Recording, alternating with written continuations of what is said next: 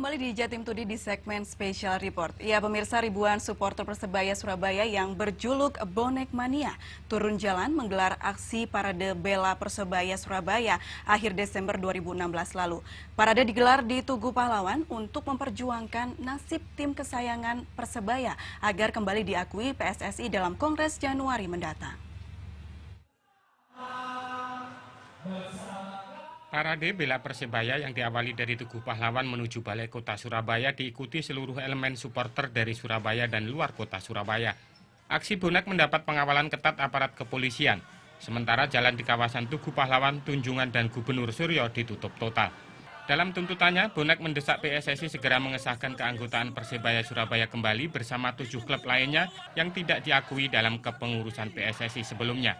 Selain itu, Bonek Mania menuntut Persebaya 1927 juga diperbolehkan untuk mengikuti kompetisi tahun depan.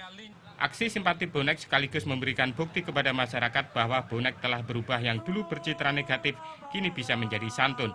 Bonek berusaha menjadi lebih baik dalam setiap menggelar aksi perjuangannya. Ya, parade ini kan rangkaian kegiatan dari perjuangan bonek untuk mengembalikan Persebaya sejak tahun 2013 kami berjuang semacam ini. Kami membuat parade bela Persebaya ini, kami ingin menampilkan sebuah perjuangan yang memang lebih soft, lebih bisa diterima oleh banyak pihak. Karena sebelum-sebelumnya kami sering melakukan aksi puluhan ribu, protes-protes besar yang lebih keras. Hari ini kami menampilkan sesuatu yang lebih lembut agar bisa diterima oleh banyak pihak. Bonek berharap PSSI segera memenuhi janjinya dan mengakui Persebaya Surabaya untuk berkompetisi di musim 2017 nanti agar sepak bola Indonesia kembali ramai dan kondusif seperti sedia kala. Dari Surabaya, Sony Hermawan, MNC Media melaporkan. Ya, pemirsa, perjuangan Persebaya Surabaya mendapat pengakuan PSSI memang sangat terjal. Meski sudah melakukan berulang kali aksi, lobi hingga gugatan hukum, namun tidak serta-merta berhasil. Meski demikian, ada secercah harapan saat Ketua Umum PSSI Letjen TNI Edi Rahmayadi bertandang ke Surabaya mengatakan akan membahas nasib Persebaya dalam Kongres Tahunan PSSI di Bandung 8 Januari 2017 mendatang. Kedatangan Ketua Umum PSSI Letjen TNI Edi Rahmayadi bersama sejumlah petinggi PSSI di Geraha Pena pekan lalu disambut hangat manajemen Persebaya Surabaya dan perwakilan supporter Persebaya atau biasa dijuluki bonek.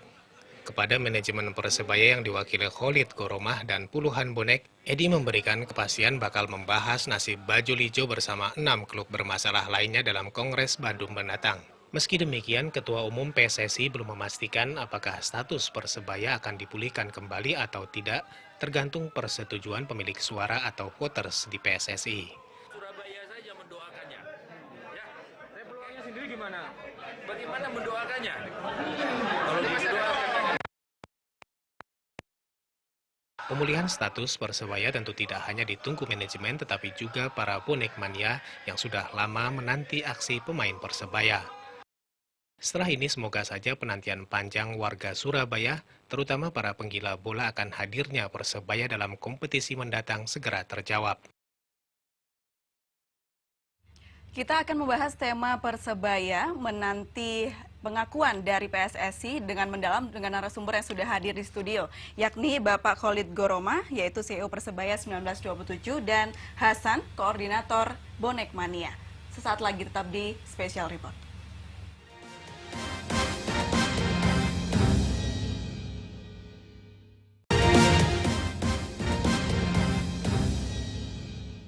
Terima kasih masih bersama Special Report di Jatim Today. Ya, pemirsa, kali ini kita sudah berkedatangan tamu yaitu Bapak Khalid Goromah, CEO Persebaya 1927. Selamat sore, Bapak. Selamat sore.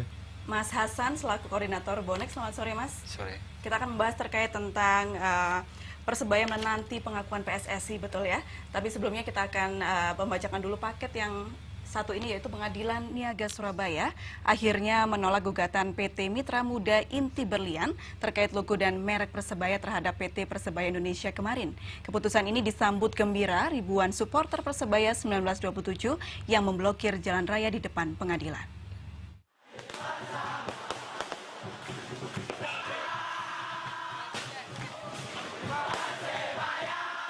Ribuan supporter Persebaya atau bonek merayakan keputusan Pengadilan Niaga Surabaya dengan membakar flare atau kembang api.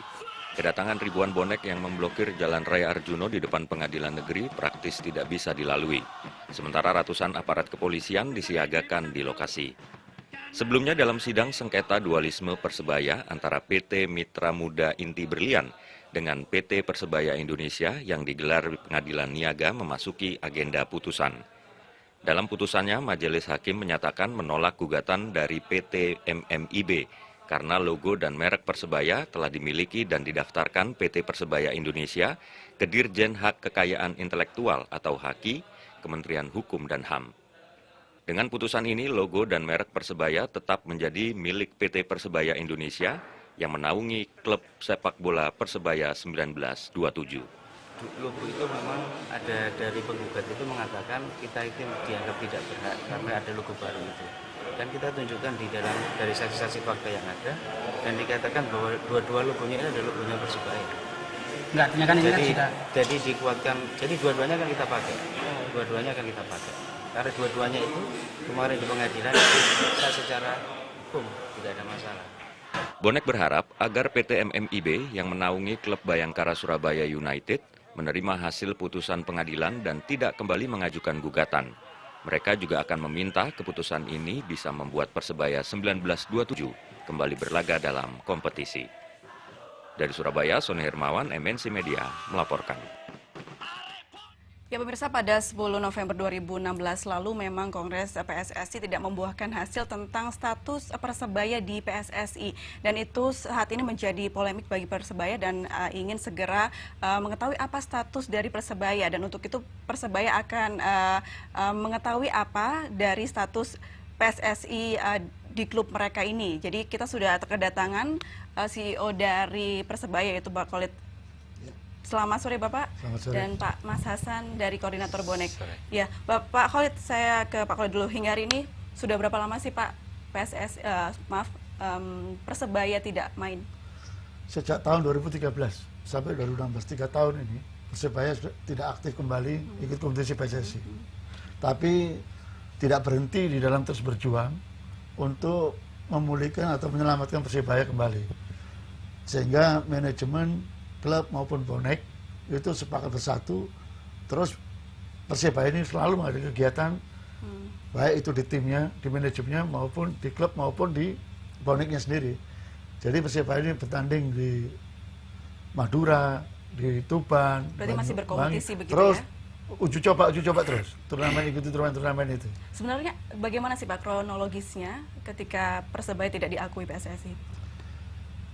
Sebenarnya Persebaya ini harus tidak diakui oleh PSSI. Sampai detik ini Persebaya ini tidak pernah dicabut status keanggotaan oleh PSSI atau tidak diakui oleh PSSI. Tidak ada satu lembar pun surat yang dikirim ke manajemen Persebaya, nggak ada sama sekali surat itu. Dan Persebaya selalu terus ikut aktif di dalam kompetisi PSSI sampai tahun 2011 di bawah Ketua Umum Juara Arifin yang dipilih secara sah oleh voter oleh anggota PSSI sendiri di Kongres Solo. Itu Persebaya adalah salah satu peserta Kongres dan mengikuti kompetisi juga waktu itu yang mengganti operator dulu, kalau yang dulu zaman Nurdin itu ESL, operator diganti dengan nama IPL. Tapi kompetisinya itu sah.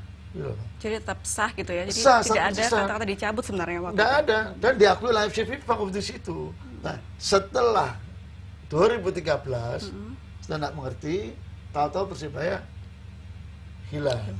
Oke, kita lihat di tayangan juga bonek ini luar biasa sekali ya Mas Hasan ya. Mereka memperjuangkan klub kesayangan mereka. Selama ini apa saja yang sudah dilakukan Mas untuk mengawal proses pengakuan PSSI atas klub Persebaya? Kalau untuk yang pengawalan bonek kemarin itu kan waktu kongres di Ancol. Kongres pertama yang di Ancol itu kemarin sempat didatangi oleh tim Esko Bapak Tony Apriliani. Ketika sampai di sana dan Bapak Tony Apriliani ini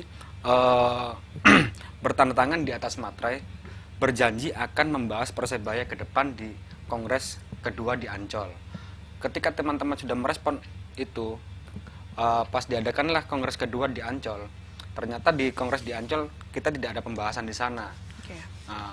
Jadi intinya teman-teman tetap berjuang sampai akhir kongres tanggal 8 besok. Pasti sudah sangat rindu ya Mas ya Pasti. untuk menyaksikan. Pasti. Oke, Bapak untuk manajemen sendiri apa yang sudah dilakukan? Jadi manajemen ini, terus kita bersyukur alhamdulillah sudah mendapatkan investor ya. Investor ini buat saya itu luar biasa sekali. Dia anak muda, menurut saya dia sukses di dalam membawa olahraga basket.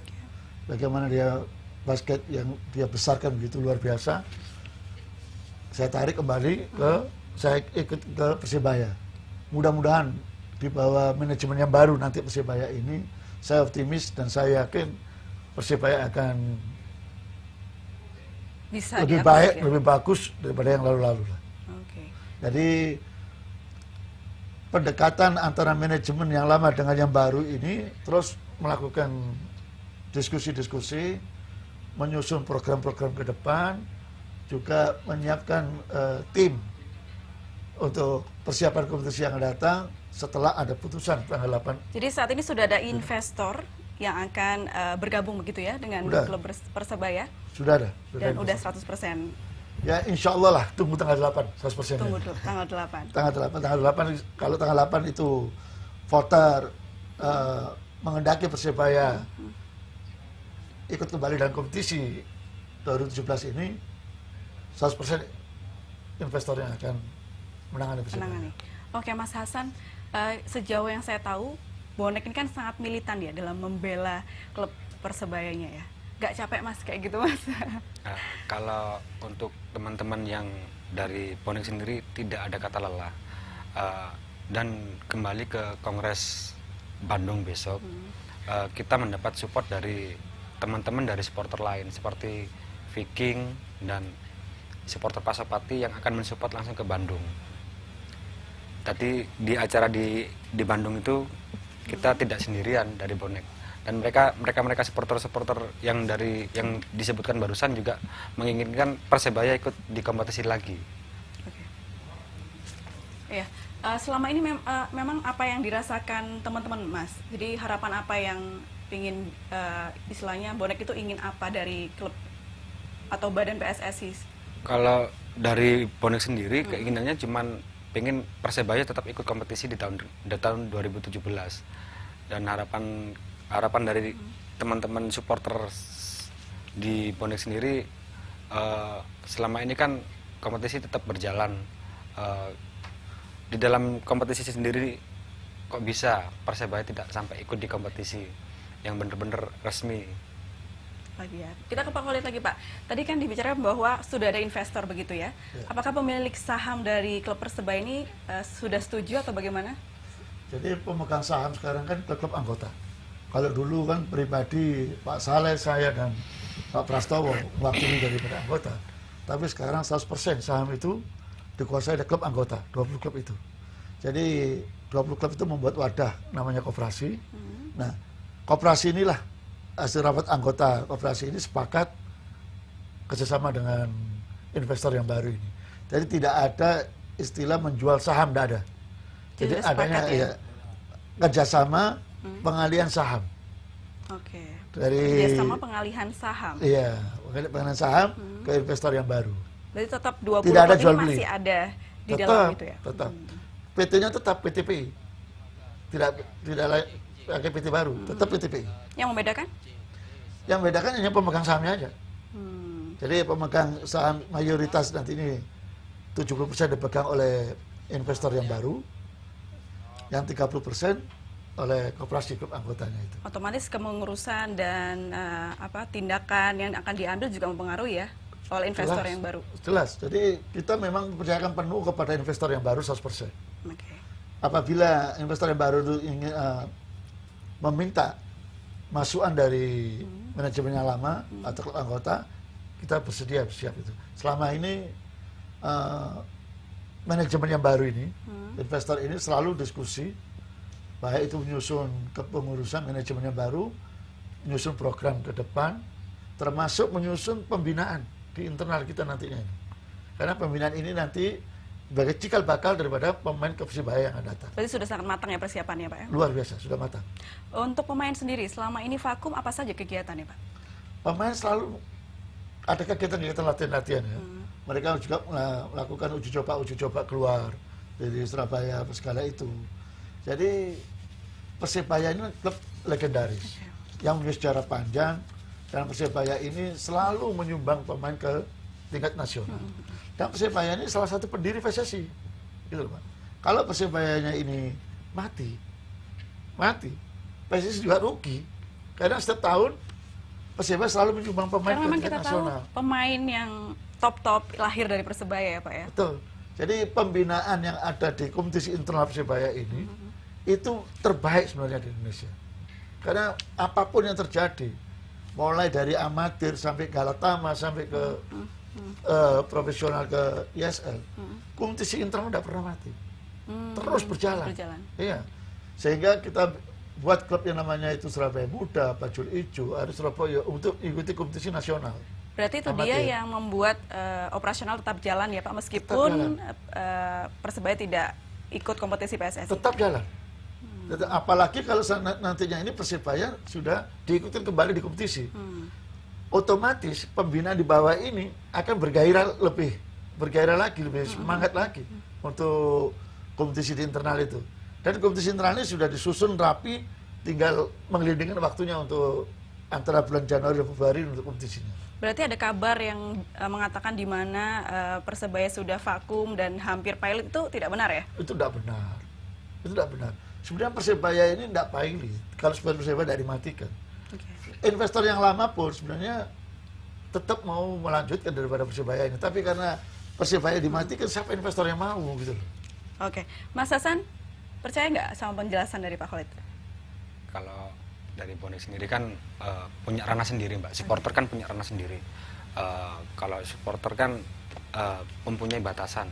Dari kritikan kita ke manajemen, dan manajemen harus meneruskan apa yang dikritik dari supporter itu tadi, gitu Mbak. Jadi kalau supporter melangkah terlalu jauh, bahkan kita melangkahi langkah dari manajemen.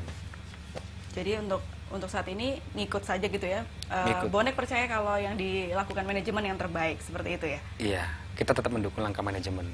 Oke Pak Khalid, bagaimana dengan nasib para pemainnya saat ini, tetap main di Persebaya atau bagaimana Pak? Jadi kalau pemain-pemain yang ada sekarang ini, itu ada kurang lebih 10 sampai 12 pemain itu masih bisa dipakai untuk divisi utama. Divisi utama. Nah, sisanya itu mengambil pemain-pemain yang baru, yang kelasnya itu sekelas ISL. Jadi Persebaya nanti kompetisi utama ini, manajemen yang baru akan membuat Persebaya ini seakan-akan di ISL. Dengan kualitas ISL, kompetisi utama ini. Karena kompetisi yang akan datang sangat ketat sekali, sangat selektif. Apalagi target harapan daripada klub anggota maupun bonek, itu Persebaya betul-betul bisa berprestasi dengan manajemen yang baru. Tuntutannya ini luar biasa sekali terhadap, karena apa? Masyarakat bonek apa sekarang ini sudah rindu dengan panggung, dengan stadion ini. Ingin nonton, ingin lihat klubnya berprestasi segala itu. Karena itu manajemen dapat tantangan sekarang. Mereka harus berbuat yang terbaik, bagaimana bisa memuaskan daripada. Jadi ketika Persebaya tampil, sudah semuanya siap begitu ya Pak ya? Insya Allah. Oke, kita akan lanjutkan kembali nanti, tetap di Special Report setelah jeda yang berikut.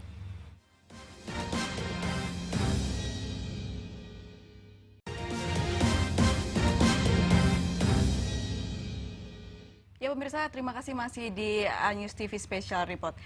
Mas Hasan, saya pengen tahu nih kalau misalnya bonek lagi demo gitu kan ya kan, mereka banyak banget. Kadang-kadang ini kita juga agak takut mau lewat kayak gitu kan, karena banyak banget dan kadang-kadang agak sedikit membuat keributan begitu kan. Memang sebenarnya yang ikut demo itu hanya bonek atau orang lain juga ikut sih Mas?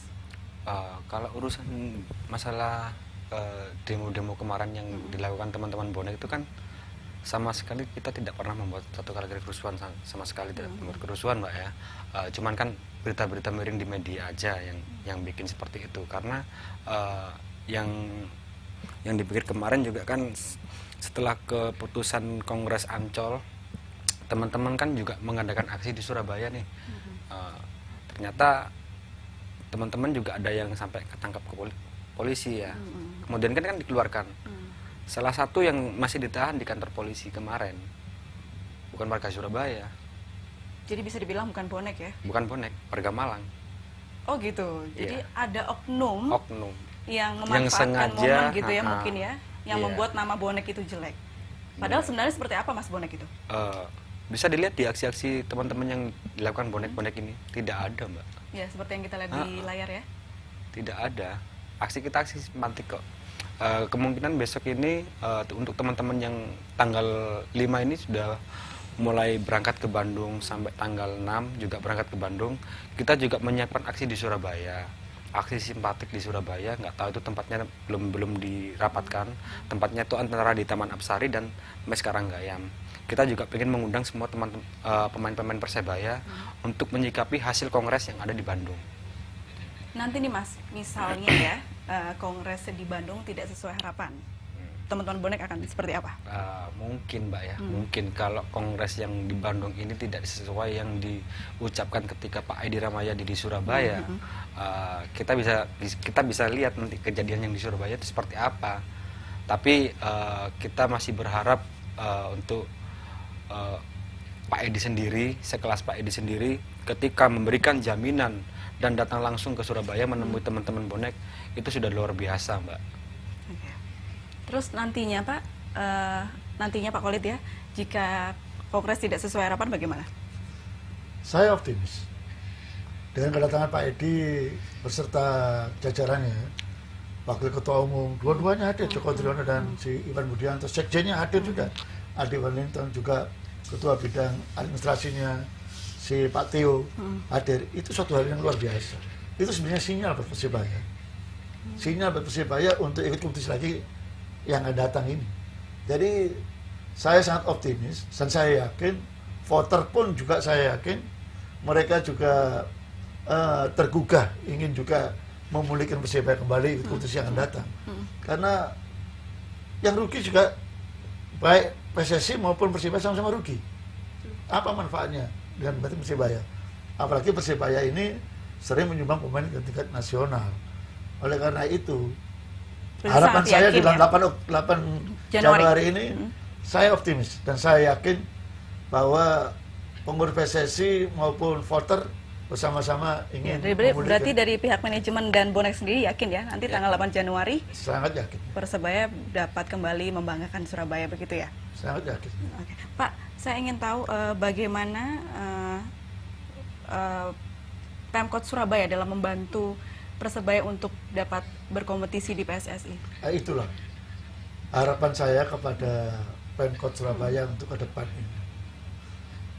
Persebaya ini sejak melepaskan diri dari amatir ikut kompetisi profesional, sebenarnya masih perlu di backup, masih perlu dituntun dengan diberikan fasilitas kemudahan-kemudahan infrastruktur, umpamanya sewa lapangan, biaya sewa lapangan.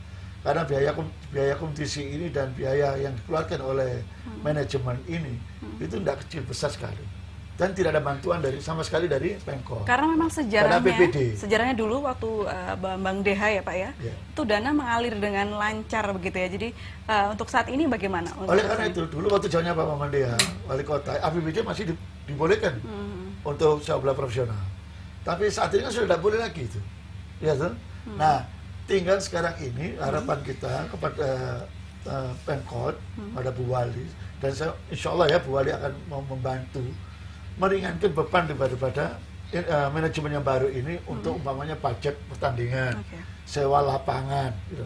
Nanti begitu manajemen ini Persebaya ini sudah mulai surplus, atau ada keuntungan, silakanlah tarif normal itu diberlakukan. Tapi untuk sementara ini sama-sama memikul beban karena investornya juga berat melakukan biaya tidak sedikit. Dalam satu musim kompetisi itu sampai 30 miliar. 30 Iya, miliar. 10 bulan. Gitu. Lalu apa bantuan yang diberikan oleh Pemkot kepada investor baru ini? Nah, padahal Persebaya ini menghibur masyarakat Surabaya. gitu loh Pak. Membawa nama kota Surabaya. Membawa nama harum juga. Nama harum kota Surabaya gitu Pak. Dan untuk bisa menyumbang pemain ke nasional untuk membela bangsa dan negara ini. Nah, oleh karena itu saya menghimbau mudah-mudahan ini bisa diterima oleh Pemkot untuk memberikan satu bantuan meringankan daripada pajak pertandingan. Yang kedua, sewa stadion. Itu aja. Kalau itu bisa dibantu, itu sangat meringankan beban daripada. Tapi kan yang ada undang-undangnya melarang, Pak. Bagaimana? Nah, itu kan bisa diatur, itu tergantung daripada Pemkot sama Dewan, DPRD. Bagaimana perdanya? Ya, mulai sekarang lah, Pak, bagaimana koordinasi antara nantinya manajemen yang baru ini dengan Bu Wali dan Dewan 32 Surabaya ini. Iya, untuk membicarakan masalah ini. Gitu loh, Pak. Karena stadion kan pajak kekuasaan daripada Pemkot. Dan tentunya dengan stadion yang baik, tentunya bonek juga senang ya, Mas Hasan ya. Iya. Kalau fasilitas bagus, menontonnya juga enak begitu ya, Mas ya. Iya, benar. Seperti yang Mas Hasan bilang tadi kan, kalau bonek itu sebenarnya tidak sering membuat keributan.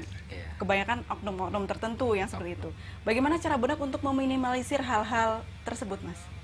Kalau untuk bonek yang meminimalisir kejadian-kejadian tersebut, kita sering-sering mengadakan kopdar di antar kecamatan gitu, Mbak.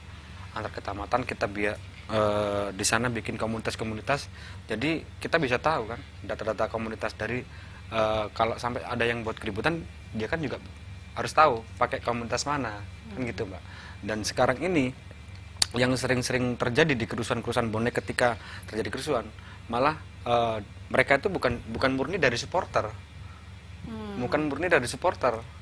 Jadi dibilang tadi ya orang-orang di luar supporter memanfaatkan momen. Ya, Pak Khalid, ternyata banyak sekali bonek yang perhatian istilahnya kan, sangat menjaga klub Persebaya. Tidak ada kepikiran Pak untuk menjual saham Persebaya ke bonek? Jadi begini, bonek adalah salah satu modal utama daripada Persebaya. Dia bersupport Persebaya yang luar biasa. Gitu. Untuk masalah saham, saya rasa saat ini itu sangat sulit istilahnya, karena profesionalisme daripada bonek sendiri masih belum terlihat dalam masalah ini ya. Kalau saya lihat ya. Maksudnya profesionalisme? Sekarang bonek beli saham, siapa yang pegang saham itu? Ini Karena ada kita puluhan melihat, ribu, ada puluhan ribu. Karena kan melihat kita kalau sepak bola luar Pak ya, misalnya klub Barcelona yang supporternya memiliki andil dan bisa membeli seperti itu. Dan apakah itu tidak bisa dicontoh oleh Persebaya, karena kan bonek sangat istilahnya jantungnya Persebaya gitu. Oleh karena itu di manajemen yang baru ini, dia akan membentuk seperti apa yang terjadi di luar, masalah penataan terhadap supporter. Ada seperti sponsor fans club, ada kartunya, dan itu terdeteksi jelas dengan ke depan seperti itu. Iya, ada nama dan alamatnya. Dan kartu ini bisa digunakan nantinya itu termasuk ada asuransi. Ada asuransinya nanti di situ. Asuransi kecelakaan atau apa gitu. Jadi manajemen yang baru ini sudah memikirkan sampai ke sana, termasuk memikirkan masalah masa depan bonek ini bagaimana supaya bisa lebih bagus lagi. Dan saya lihat bonek-bonek yang sekarang ini tidak ada anarkis. Dan mereka membeli tiket. Tidak pernah dia minta tiket, membeli tiket. Dia sudah tahu gitu bahwa klub ini membutuhkan biaya. Dari mana biaya itu kalau bukan dari supporter? Iya, benar. Gitu loh, Pak. Jadi sudah beda, sudah sangat jauh berbeda. Saya lihat pemikirannya betul-betul terhadap klub ini luar biasa. Berarti pemikiran manajemen adalah sudah agar seperti sepak bola luar ya Pak ya? Betul, betul. Jadi manajemen yang baru Azrul ini saya lihat mereka ini betul-betul memikirkan bagaimana ke depan Persebaya ini betul-betul profesional. Jadi baik di dalam masalah manajemen timnya maupun di dalam nantinya masalah manajemen di boneknya, ini akan ditata yang bagus. Gitu. Jadi akan terdeteksi seperti contoh supporter yang ada di luar kota. Kan ini bukan Surabaya saja. Asal dari Jember, Banyuwangi, semua kan Madura sekali. Bagaimana supporter dari luar kota itu datang ke sini betul-betul bisa nonton bola. Bisa nonton bola. Bisa nonton bola. Jangan sampai mereka datang jauh-jauh, kasih sudah ada. Kasih sudah habis. Baik. Kan kesian mereka jauh-jauh. Baik, Mas itu Hasan, sudah dipikirkan sekarang sampai situ. Sudah mendengar sendiri dari Pak Khalid bahwa manajemennya sudah matang dan akan membuat tadi katanya kartu gitu ya untuk para bonek. Dan Mas Hasan, kalau misalnya sudah diakui oleh PSSI dan ternyata manajemen, kalau misalnya ternyata manajemen meninggalkan begitu, misalnya tidak terlalu membuat manajemen dengan baik, bonek bagaimana? Sikap bonek kan juga tergantung dari kesiapan manajemen untuk membangun sebuah tim itu, Mbak. Kalau dari sebuah tim itu yang dibangun untuk kita sebagai supporter, kan kita juga tahu kan kekurangan tim itu seperti apa. Jadi peringkat tim itu seperti apa. Jadi kan kita bisa berkaca di situ, Mbak ya. Jadi kalau kita berkaca di tim ini semakin performanya kecil jelek terus. Jadi kita kan selalu mengkritik kepada manajemen, Mbak. Jadi tapi kalau setelah kinerja manajemen ini bergerak, kinerja untuk memperbaiki tim, kita mundur lagi. Luar biasa loh Pak ini idenya. Kenapa nggak boneknya mempunyai saham aja di Persebaya? Kalau ke depan saya rasa kalau ke depan itu memang yang harus mempunyai saham di Persebaya ini ya bonek sendiri. Paling tidak kan ada suara begitu Pak untuk memberikan saran. Ke depan kalau gimana Pak Khalid? Kalau saya rasa ke depan memang seperti itu Pak. Yang saya inginkan dari teman-teman bonek ini mempunyai satu wadah dan mempermudah koordinasi dan bagaimana kita itu bisa masuk ke dalam Persebaya sendiri. Ya, bagaimana Pak Khalid? Jadi begini, Persebaya ke depan ini tugasnya berat sekali dan tugasnya banyak. Karena apa? 3 tahun Persebaya ini vakum di dalam kompetisi nasional ini. Banyak yang pekerjaan yang tertinggal, gitu Pak ya. Jadi satu persatu akan ditata ke depan untuk Persebaya supaya bisa lebih bagus lagi. Begitu juga dengan bonek supporter. Ditata ke depan bisa lebih bagus lagi. Saya bersyukur alhamdulillah ya. Saya lihat bonek sekarang ini tidak ada anarkis, itu luar biasa buat kita. Lihat berapa kali demo-demo turun ke bawah, nggak ada mereka itu penjara-penjaraan di Surabaya atau memecah-mecahi mobil-mobil apa segala itu. Saat-saat ini sudah tidak pernah dengar lagi seperti itu. Nah, cuma perlu nantinya ini ada seperti wadah buat bonek ini betul-betul bisa berfungsi, bisa mengayomi anggotanya sendiri. Gitu. Apakah itu nanti kerjasama dengan koperasi, bisa memasarkan untuk merchandise. Jadi bonek nanti itu ada satu penghidupan, penghidupan untuk anggotanya juga. Gitu. Dari mana? Dari merchandise. Jadi merchandise nanti ini akan dikelola secara yang bagus sesuai dengan bisnis apa yang sudah dilakukan oleh investor di DBL. Mudah-mudahan ini bisa jalan nanti di sini.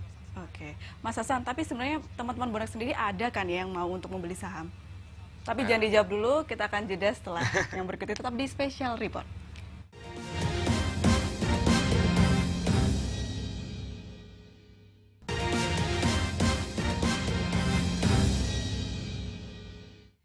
Masih di Special Report iNews TV.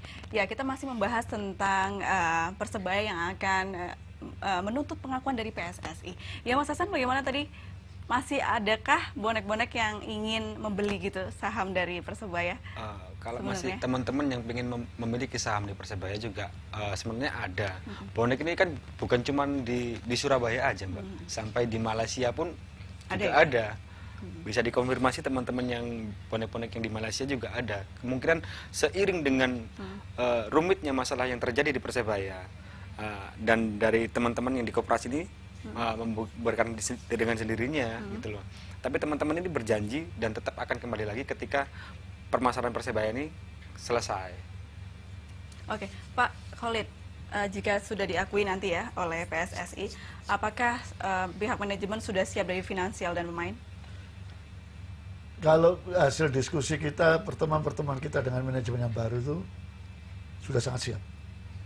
Persiapannya apa aja yang sudah dilakukan? Sudah disiapkan anggarannya untuk menyelesaikan tunggaan daripada pemain-pemain yang lalu yang belum diselesaikan. Lalu anggaran untuk persiapan daripada tim ini untuk ke depan. Semua program itu sudah tersusun dengan bagus. Tinggal menunggu tanggal 8 ini aja.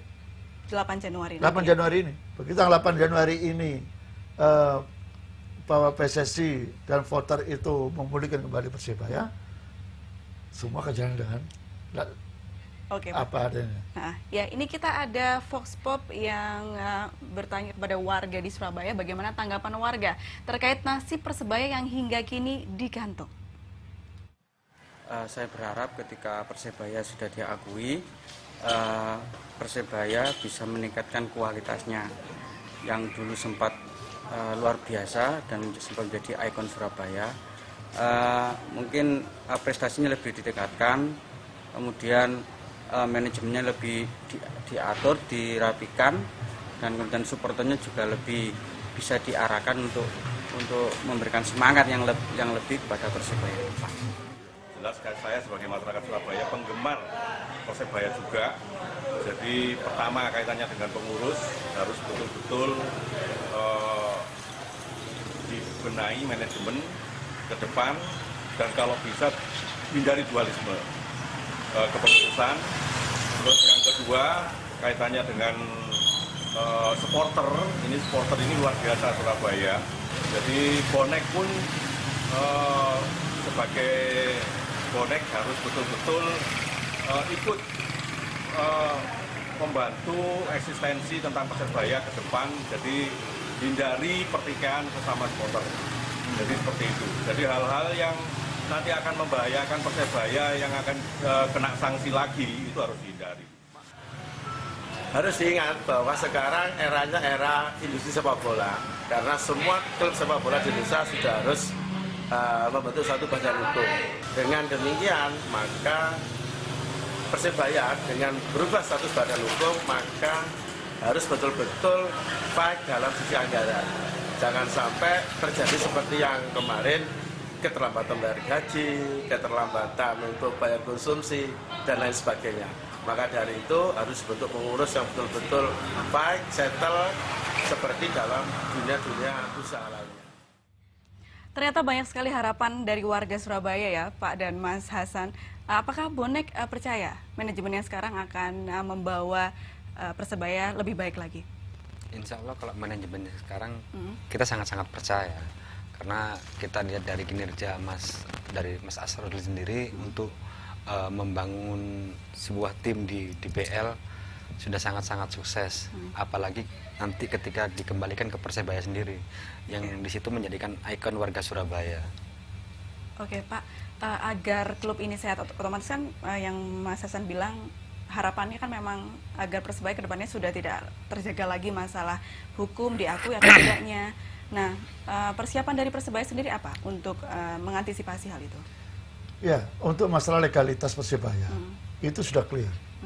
Siapapun sampai kapanpun itu tidak akan terjadi lagi dualisme Persebaya kalau tidak diciptakan sendiri oleh pemegang sahamnya, oleh pemiliknya.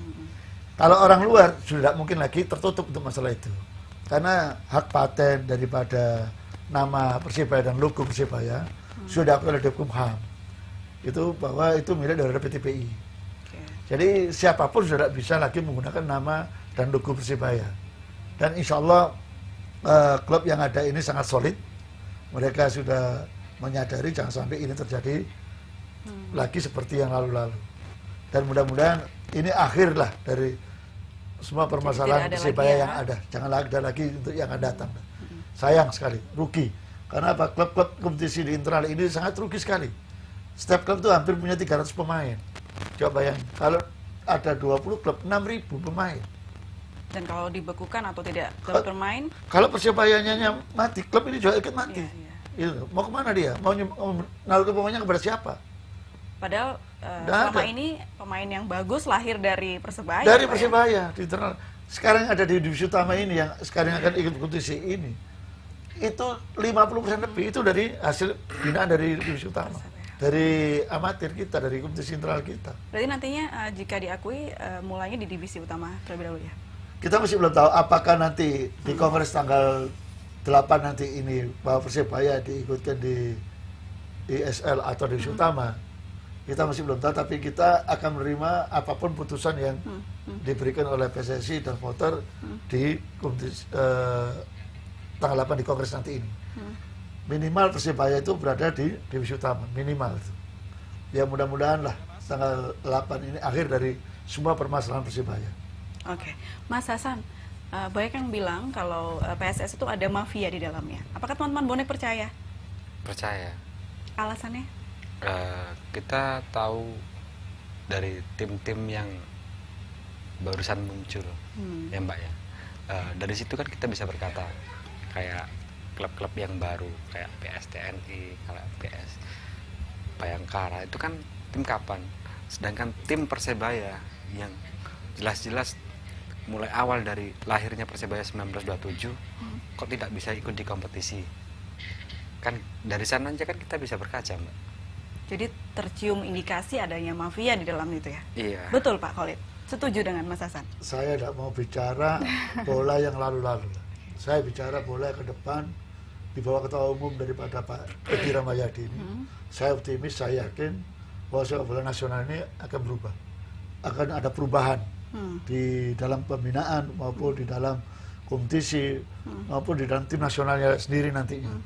Saya yakin Pak Edi Rahmayadi dia mempunyai jiwa leadership yang bagus, ya, jiwa kepemimpinan yang bagus, dan staf-stafnya atau wakil-wakilnya saya rasa akan mengikuti pergerakan daripada ketua umumnya. Mau dibawa kemana sepak bola nasional itu? Saya optimis dan saya yakin. Mudah-mudahan ditanya Pak Edi Rahmayadi ini bahwa sepak bola nasional kita ke depan akan jauh lebih baik.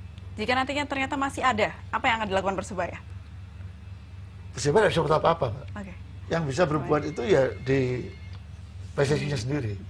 PSSI pun tidak akan bisa berbuat apa-apa. Tidak akan bisa membentuk satu tim yang bagus kalau tidak klub-klub di daerahnya ini, anggotanya ini bagus. Tapi sebenarnya semua itu tergantung dari anggotanya, dari klubnya anggotanya. Kalau anggotanya ini positif, saya yakin PSSI positif. Karena apa? PSSI kan ambil pengaruh dari anggotanya ini, dari bawah. Nah sekarang yang perlu diperhatikan yang bawah ini. Yang perlu ditingkatkan kualitas daripada tim klub-klub anggotanya itu, ya ini yang utama. Kalau ini bagus, PSSI pasti bagus. Nah kalau ini jelek, mau berharap dari PSSI jadi bagus dari mana?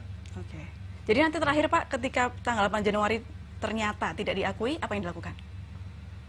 Ternyata paling jelek nih. Saya tidak mau berandai-andai, Pak. Saya tidak mau berandai-andai, saya yakin dan saya optimis. Saya optimis. Saya yakin Pak Edi, Iwan Budianto, Pak siapa ini, Joko Driono, Ade Wellington maupun Pak Teo, tim baru datang ke Surabaya itu bukan asal datang. Itu sinyal. Sinyal saya yakin. Dan itu pun saya yakin juga hasil lobby-lobby ke voter-voter juga. Dari petinggi-petinggi PSSI kepada voter-voter juga untuk Persebaya ini. Itu termasuk kita juga maupun supporter juga melobi juga ke voter-voter. Semua ini bergerak semua untuk menyelamatkan Persebaya. Baik, Bapak. Terima kasih Sama-sama. Pak Khalid dan Mas Hasan. Ya, pemirsa, memang kita berharap bersama ya bahwa Persebaya nantinya di 8 Januari 2017 mendatang akan diakui kembali dan kembali berkompetisi di PSSI dan dapat mengharumkan nama Surabaya. Ya, bersama kerabat kerja yang bertugas, saya Aprilia Putri berterima kasih atas kebersamaan Anda. Selamat sore dan sampai jumpa.